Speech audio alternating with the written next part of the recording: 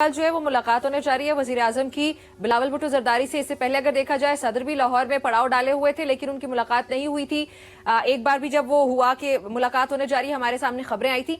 जो इस वक्त पाकिस्तान पीपल्स पार्टी कह रही है कि जो मुआहदे हुए थे पंजाब से मुतालिक वो पूरे नहीं कर रही है हुकूमत, और इसी से मुतालिक गालिबन कल ये मुलाकात भी होने जा रही है।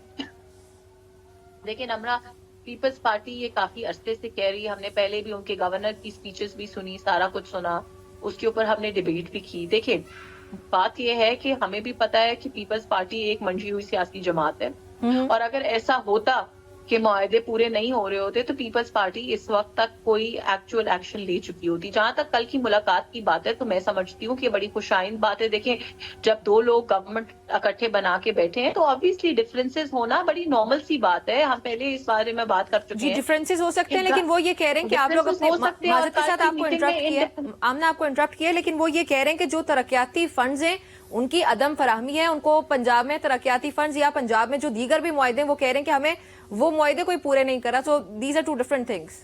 देखिए डिफरेंसेस होना, मुआहदे या वादे पूरे ना बात है। मैंने आपको पहले भी आपके शो में बताया था और मैं दोबारा अपनी आवाम के लिए बताती जाऊं कि इस वक्त चीफ मिनिस्टर ऑफिस में दो डेप्यूटी सेक्रेटरीज जो है स्पेशली अलॉटेड है सिर्फ पीपल्स पार्टी के लिए कि उनका जो भी काम होगा उसको एड्रेस करने के लिए। उसके अलावा पीपल्स पार्टी का वफ्द जो है वो डेप्यूटी प्राइम मिनिस्टर से पहले मुलाकातें कर चुका है। उसके अलावा जो उनके सीनियर पॉलिटिशियंस हैं वो बहुत सारी मीटिंग्स और बहुत सारी जगहों पे ये कह चुके हैं कि जी मामलात अब सेटल हो चुके हैं।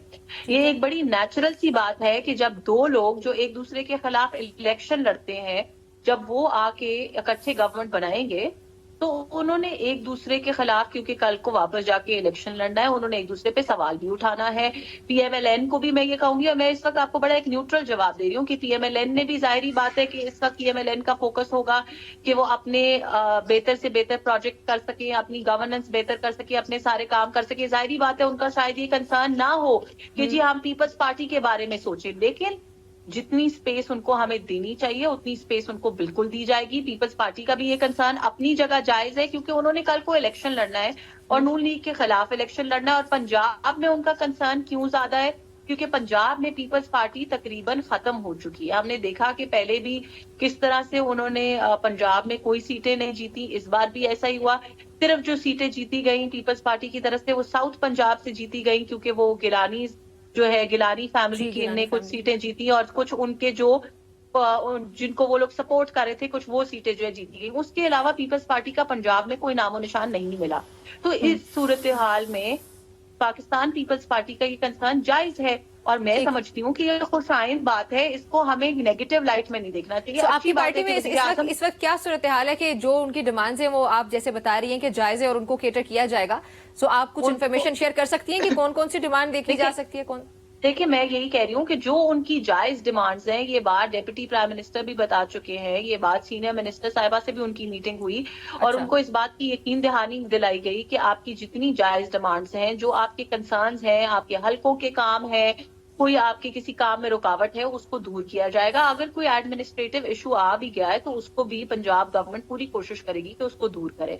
जहां तक कल की मुलाकात की बात है तो मैं समझती हूँ यह खुशाइन बात है क्योंकि पाकिस्तान एक ऑलरेडी बहरानों से गुजर रहा है और पाकिस्तान के बहरानों का हल इसी चीज में है कि पाकिस्तान की जो बड़ी पॉलिटिकल पार्टीज हैं अगर उनकी लीडरशिप सर जोड़ के बैठेगी, अगर अपने मसाइल को डिस्कस करेगी, उन मसाइल का हल निकालेगी, तो मैं समझती हूँ ये बड़ी पॉजिटिव चीज है। उसको हम क्यों नेगेटिव लाइट में ले रहे हैं कि पता नहीं कोई तूफान आने, अगर तूफान आने वाला होता नमरा तो इस वक्त पीपल्स पार्टी हुकूमत छोड़ चुकी होती।